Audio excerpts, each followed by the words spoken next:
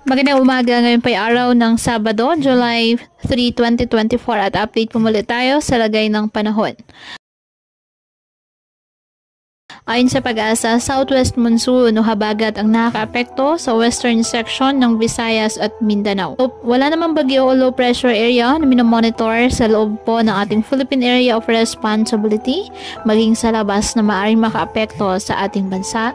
Samantala, base sa pinapakita ng iba't ibang weather models, may cloud cluster na nabuo sa labas ng Philippine Area of Responsibility. At patuloy na imomonitor ang magiging development ng nasabing cloud cluster kung ito ba ay magiging low pressure area.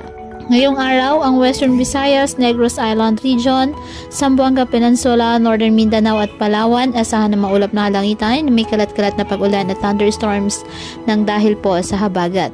At ang lalabing bahagi ng bansa kasama ang Metro Manila, apektado ng mga localized thunderstorms. Kaya patuloy po natin na pag-iingat ang ating mga kababayan sa banta po ng mga pagbaha at pagguho ng lupa, lalo na po kapag may malalakas na ulan, at ugaliin na magdala palagi ng payong o kahit anumang panangga sa ulan sa tuwing lalabas po ng ating mga tahanan.